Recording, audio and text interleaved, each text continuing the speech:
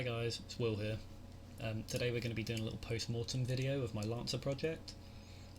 Just as a little brief, this is a project made at the University of Staffordshire on a level 5 module called Gameplay and Quest Design. We had a framework given to us and our goal was to create a level that had a focus on cinematics, narrative, mission, as well as level design and gameplay mechanics. So I'm going to be discussing some of my design decisions as we go through, as well as some of my level design decisions, gameplay design decisions, and just discussing my thought process as I created this. So let's jump right in. Now, I built this game for controller. The only reason is I'm a console gamer. I'm not a big keyboard and mouse fan, so I made use of Unreal Engine's enhanced input system for this project, which helps because a lot of the inspiration for this came from games like Star Wars Republic Commando and Metroid Prime, which are predominantly controller games. Now, as you can see here, we had a little cutscene there, left it ambiguous, it dropped us in on the spaceship, didn't really give us a lot of information, just that your player character arrived on this ship, and in quite dramatic fashion. But you can see as you load up and you take control of the Lancer character that you have a mission objective in the top right of the screen. Now that is find entrance to the facility, and you can see we have a little objective there. Use the button to link your memory to the backup network. So do that and you can see the button changed colour to show that we've interacted with it and we can no longer interact with that. And you can see this is our vessel. So this is actually acts as the checkpoints in the game. So these tubes pop up, and when we die we have a backup save data of our Lancer agent's memories that get stored into this vessel, and then we take control of that vessel. I'll show you that in action in a bit. As you can see here, we've got to enter our reg into the parking. You can tell from the beginning that I'm not going for a very serious tone here with the over-the-top dramatic entrance and the parking reg, but there is also quite a serious setting to this. As you can see, there's a corpse there, there's been a fight, as you can see from the damage here. I really wanted to get that across with the level design. As you can see, some eerie hanging sign there and whatnot, destroyed stuff, that this is going to be a dangerous mission for Lancer here. We also have a few hidden bits up here, so this is something you'll see later in the level, but this is actually a grapple point. I am a big fan of Metroidvanias, so I love the idea of backtracking to unlock new areas once you've unlocked new abilities. I have been hoping that one of the playtesters would find a way up here, but no one has yet, and even me myself haven't found a way up here without the grappling hook. I do have a small amount of movement tech in this game, such as punching downwards and hitting the floor can give you a little boost in the air, like so, or off the walls you'll bounce backwards. But we haven't found a way up there yet, but that just takes you to a little Easter egg area. The big focus for my level design is I wanted everything to make sense in regards to the mission and where everything was based. As you can see here, we've got to try and open the door, it's locked. Try and shoot the panel like in Star Wars, that doesn't work, but it does light up this. So you can tell there's two more that aren't lit up, and there's another one just there.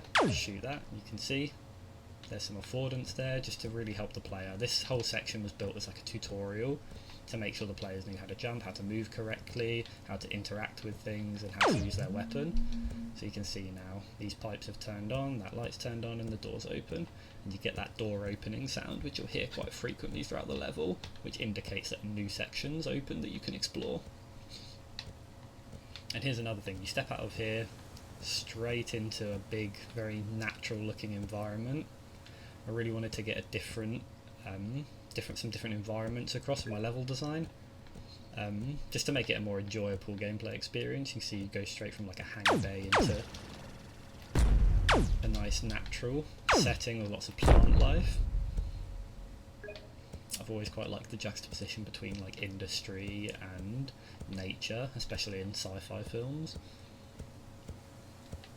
You can see I've got some physics assets in here that you can kick about, and here we have our first, or should I say second after the pistol, the bolt blaster weapon that you can collect, and you can switch between them like this. Just discussing the weapons briefly, so we collected the pistol earlier. This is called the perma pistol. It doesn't have any ammo, hence why it's permanent. You can use it as frequently as you like, but it does take your energy away. On the bottom left you can see there with the health bar and the energy bar. So when your energy runs out you can't use the weapon, but it only takes 3 seconds to start the recharge, and it's quite a generous recharge time. Just so if you do run out of all your ammo, you're never out of combat for too long. And I've got a little weapon wheel here, or should I say I've got like the D-pad, has all the weapons set on it, just so you can quickly switch between the exact weapons that you want. Touching whatever weapon you're currently using, so for example if I've got the bolt blaster equipped here, if I touch that one it becomes the perma pistol, and then switches back to the bolt blaster, and I'll show you more of how that works as we unlock some more weapons. But the bolt blaster acts like an assault rifle, fast bullets, hold it down for burst fire, like so, and it also has a secondary fire, like that, where you can charge it up, and then it shoots like a shotgun, which also uses energy. The secondary fire doesn't take away bullets, which is always nice, it gives you a different option in combat. You can see this is the objective we're meant to go to here. After we've collected the weapon, you follow the lights, like so. The lights are always guiding the player in this. I always try to use emissive colours or bright colours. You can see the lamppost, which also you can shoot, just for a bit of fun, add some distraction to the level. But the plant life, the lampposts, all guide the player towards their next objective. And as you can see here, this is another checkpoint, so I might die here and just show you. Let's collect some ammo as well. Show you, here's another combat encounter, and I'll just die here just to show you how the checkpoint system works. So as you can see, I've died quite quickly by just standing there and taking hits. I've respawned here, and then another body appears. Just to add more to that like in-universe checkpoint system, so dying is actually a part of the story in a sense.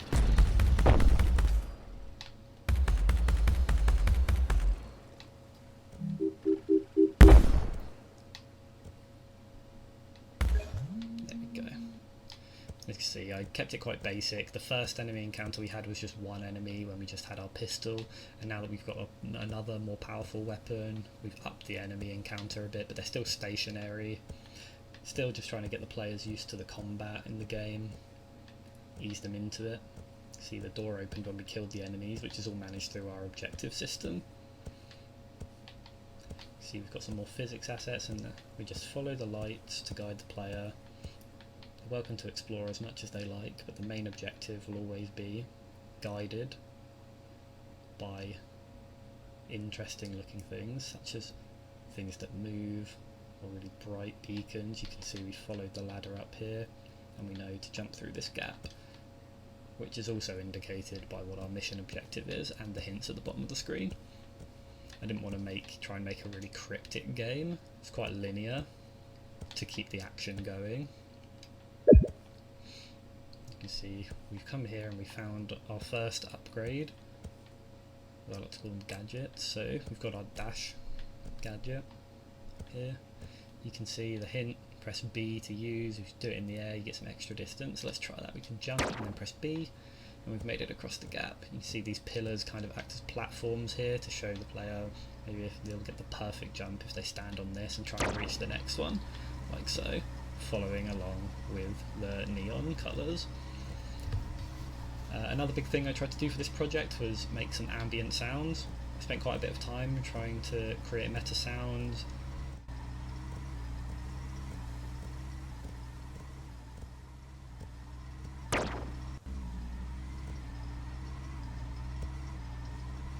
But you can see the sound changes as you get further away and come closer. as you leave.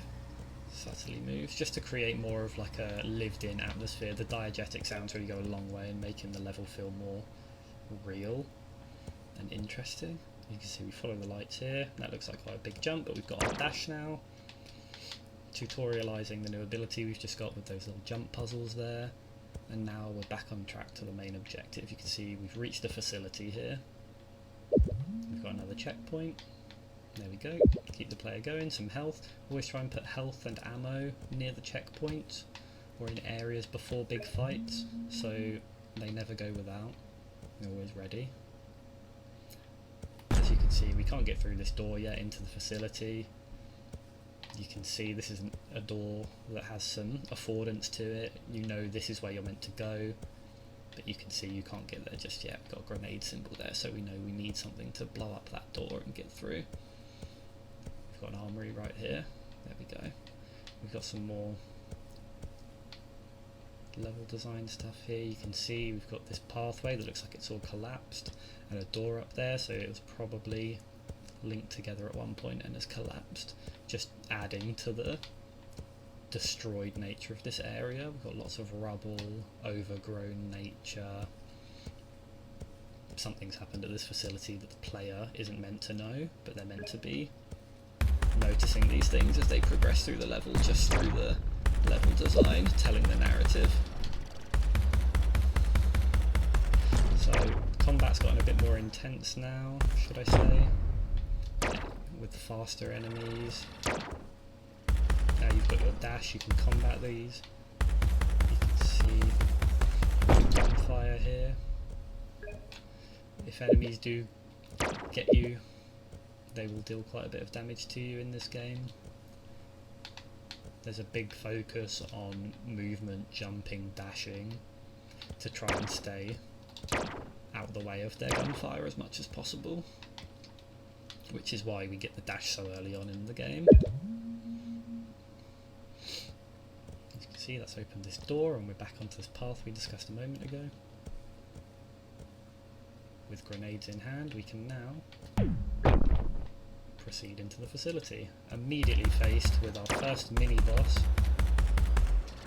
the Warbot, the N8 Warbot, and his minions. So, like I said, dashing around to avoid the heavy gunfire. We've also got our secondary fire, but I have died there, which is okay. It can show us our checkpoint again. There we go. And right back into the action. Always try and put checkpoints right near the action here, so you can get straight back into the fight and no player would feel too frustrated if they die. Said.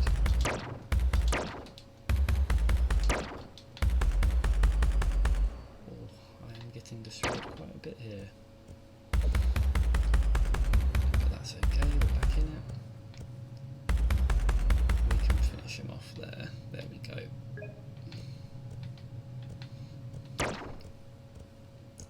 So that's our first boss defeated. We can have a little explore of this area here. As you can see, like I said before, nature versus industry here. The industry is being completely torn away. You've got decaying floor with all the grass coming up through it. You can see panels all broken, all the roots shining through all along here as well. Vines coming in from the ceiling. And if we go over here, there's a big tree that's grown all the way through. Now if you're paying attention to this kind of level design while playing the game, you might notice this is a neglected facility that's maybe not being taken care of, as if a whole tree can grow through the floor of this, then perhaps this has been abandoned for quite a while. Also just discuss some more of the sound effects, just some little bits here, like you can hear the computer sounds going on if you get close to them, like so. And just some more fun with some physics stuff, just a glowy plant here. Play a bit of football if you like. There we go. Carry on, there's some ammo there. What's the ammo for? The ammo is for our next weapon, the Rocketeer. As you can see, once we've collected that, the light shows our next objective, maybe points us in this direction, as well as with this, drawing our attention. And the hint tells us we need to use our secondary fire to shoot in that direction. We can see we can't progress anywhere, that door's locked. So our only option is to fire this through here, and I'll just show you quickly. It gives us our controls, speed up, slow down, kind of like a lot of spaceship or plane flying games. And there we go, if we hit that target, we've unlocked the door. Now we can proceed. And we can show off the Rocketeer in combat in our next combat encounter. See, here's another cutscene I've made, just showcasing Lancer going down the elevator, entering the facility. So objective 1 is now officially complete. We've done the mission, we've entered the facility. Now our new one is to find the disturbance, so we're learning a bit more about the plot now. We know Lancer's sent here to get into this facility, but we still don't know why. All we know is now there's a disturbance, and our only objective is to proceed through the facility. I wanted to keep this level of mystery while you explore, to keep the player wondering why they're here. As you can see, we can't get through this door, this big double door. Immediately halted the second we get into the facility, but we do have a droid panel here, which introduces us to one of our other mechanics. We have our droid. Now these are droids scattered throughout the facility that you can remote control by using those panels, which might just help us in getting that door open. So he's in the ventilation area now, and you can see he's got a lot of different pathways to take, but they're all locked. So we go down this one and we can see we've got ourselves stuck into a room. Fantastic. But we do have a panel.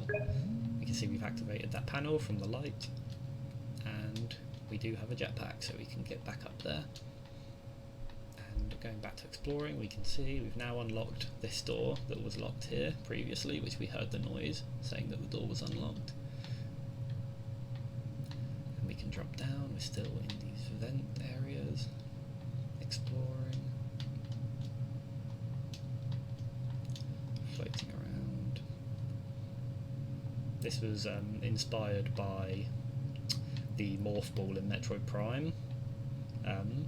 I really wanted to create like a third-person mode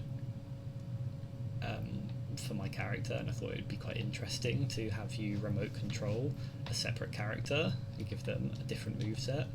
So he's got this little shock which he uses on the panels, and he can also use the hover, just to mix up the gameplay a bit and add another level of depth. As you can see, if we look through here, there's Lancer just out there, and Lancer can see the droid. We can activate this panel and it opens the door for Lancer. I like the idea of having them be able to interact like this, so you can see each other. There we go. Okay, and now the door's open, we can continue exploring, again keeping the vagueness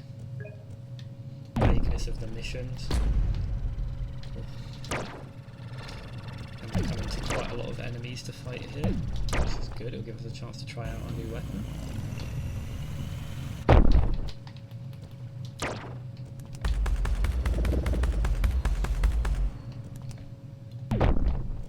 Although I will say I'm not the best with it.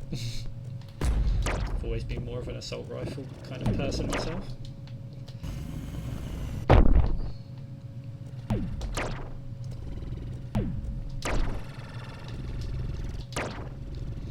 See, these pillars are here which can be used as cover. You see I'm out of ammo, so I should switch to my assault rifle and carry on fighting. Got primary and secondary fire. There we go. And now we've collected more ammo for both of our guns, as you can see. Another thing I tried to do was keep the ammo counters and such diegetic. As well, actually everything in this is diegetic, as the player is actually looking through the visor of Lancer, so everything that the player is looking at is something Lancer also sees in world. But the ammo count for each weapon is on the guns, so for example, if I do my charge as well, you can see those lights on the side light up, showing that. You can see here the ammo count is on the screen for that weapon as well. And since this doesn't have any ammo, it does not need any ammo counter. It uses energy instead, which Lancer can see on the top left of his visor. What I will show you is if it runs out, you can see the actual colours change to red to show that you're out of ammo, just adding to that. Great, and so following again with the green, the player path, and we have a little homage here to The Legend of Zelda with our university's own Mike Beardwood handing us our new weapon, the plasma cannon. And we've got the fire, and we've also got some little references here, some posters to previous frameworks that the university have used in the past, which is a nice Easter egg in this framework. Let's have a quick breakdown of how this new weapon works. So this is the plasma cannon.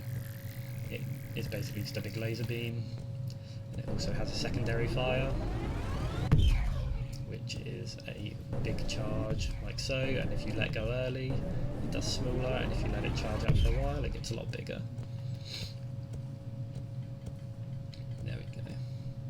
And you can see all of these weapons here. This one uses special ammo, the rocket use heavy ammo, which are indicated by the rocket symbol, and this one uses light ammo, which also kind of shows the rarity of them, should I say. So the heavy ammo is more hard to come across, special ammo is unique. So for this weapon it uses quite a lot of ammo, but it fires very frequently as it drains the energy of the special ammo every second the laser beam is on. As you can see, it goes through it quite quickly. So you can see we've walked through here, entered this generator room, and we've got a checkpoint over here, which can only mean that we've probably got a fight coming up. If you have a little bit of an explore, you can see there's a lot of moving parts. You can also hear the generator going.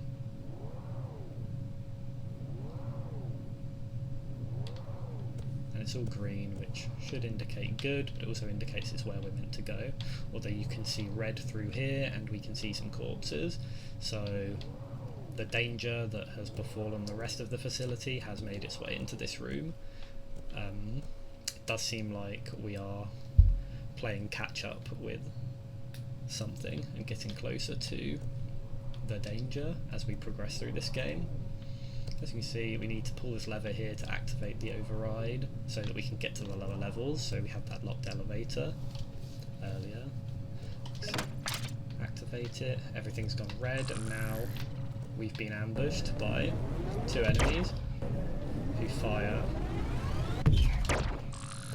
quite deadly projectiles, but they are quite slow, so the two of them aren't too much of a threat as long as we can keep dashing. Like I stated before, an important part of the combat here. We can try out our new weapon a bit. Let's see, one of them's down. Again, I want to mention the destructible environments just to add to the sort of spectacle. This is a gameplay and quest module, but it has a lot of focus on cinematics and looking nice, which is important in a game like this. So see, we can take a look around at the new environment. All destroyed now. Destroy that as well, just for fun. There we go. I get a lot of enjoyment out of destroying these things. I hope the players will too. Carrying on, following the green lights, you can see this door's now open. This is where we started. Our checkpoint has despawned here because we got a new one over there. And we can enter the elevator and go down to another lower level.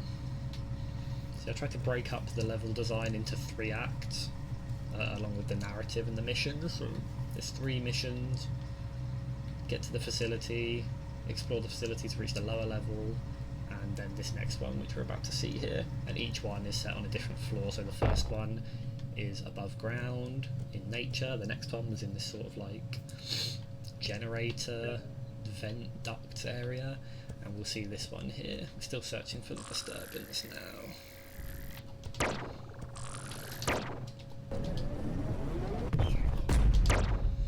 We'll destroy those. There we go. Do this. We've got another checkpoint here, and you can see this is more of like a warehousey storage area. You can see there's a big bay door there for things to be carted into this warehouse here, underground. Again, makes you wonder, what is this facility used for? We've got generators, we've got armories above ground, big warehouse with tanks and lots of storage, and also a whole load of warbots, which may not have been here to start with, or perhaps they're reprogrammed. I don't explicitly state, but in my head... Oh, I've died again. There we go, you can see the checkpoint functions. Love that.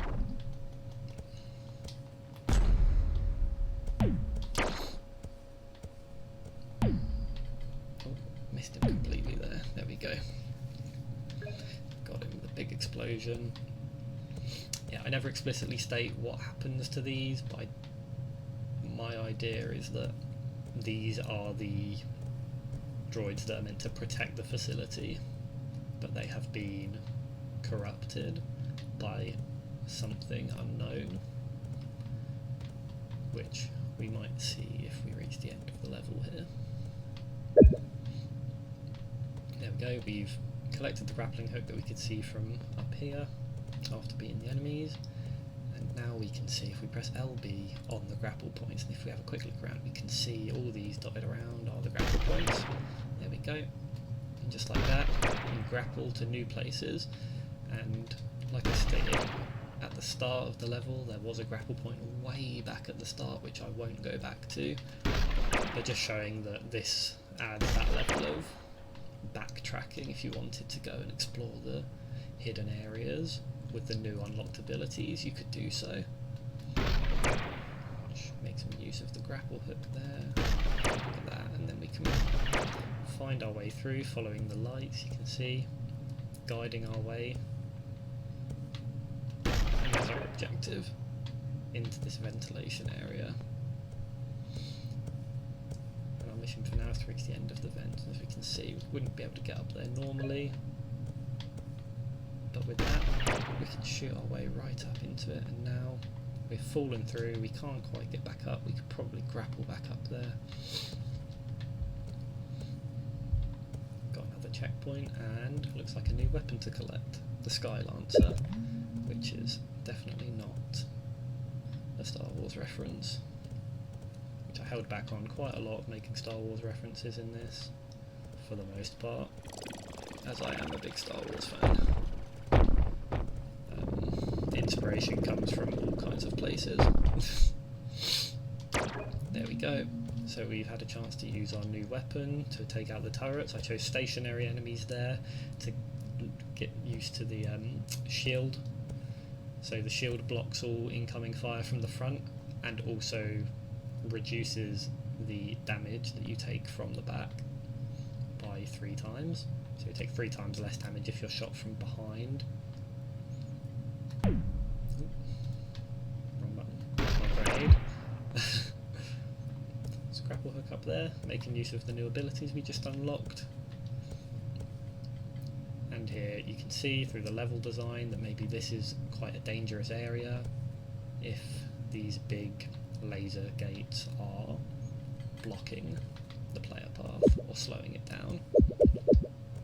As you can see from the objective here, we've reached a laboratory storage, and there's a bunch of ammo and health, and anyone who plays most games knows that if you get a bunch of health, you're about to have a big fight, and if you're getting loads of ammo, you're about to use a lot of ammo. Right, so now we enter our final boss area. As you can see, we've got a cutscene playing. Nice cutscene with some goofy, really over dramatic sequences and sound effects there, just to really sell the funny nature that I was going for with these cutscenes. Some really over the top music there to sell you're about to enter the big fight. And here let's discuss the enemy a bit. So I put quite a bit of time into creating this rogue lancer. As you can see here, he's got a shield, so I can't damage him. I can damage him, but it takes 10 times longer, as he's got armour times 10 when he's got that shield. all his projectiles are slow moving rockets that home in on the target. And when he's got this shield up, you can see it's got a grenade symbol above it, so the only way to destroy the shield, oh, he's run away from me, is to chuck a grenade at him. I'll do it again once it respawns.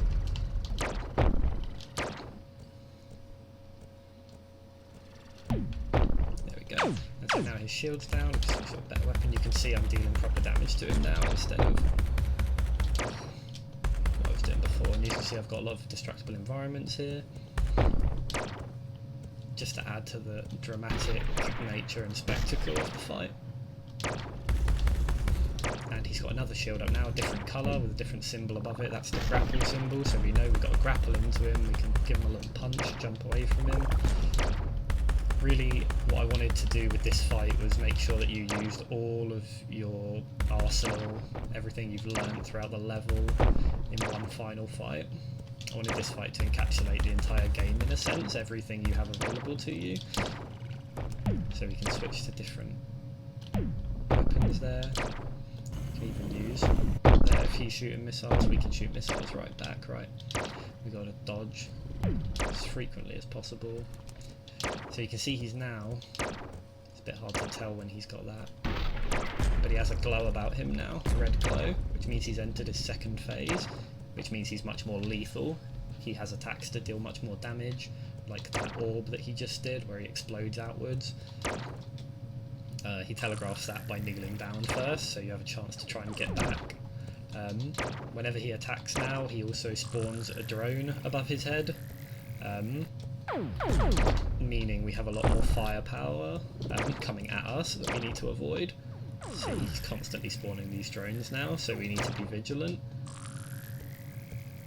They do fire quite slow moving projectiles, and they don't move around too much, and they don't constantly aim at the player. But it just adds another level of complexity to the fight, with you constantly having to dodge homing missiles, his explosive moves, all these drones. You do have your shield that we unlock that we can use, and the enemy drones, when you destroy them, they do actually drop, like this for example, they do actually drop ammo and health on the floor at random. It'll always drop one, but it'll be random which one it is.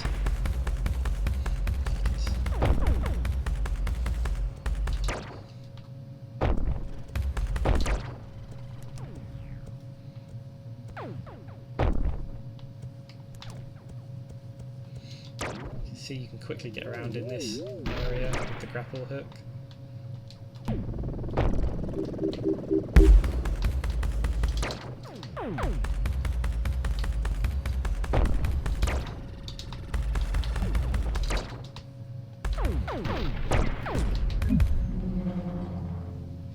And there we go. Got the last hit in just as we died there, so it went through.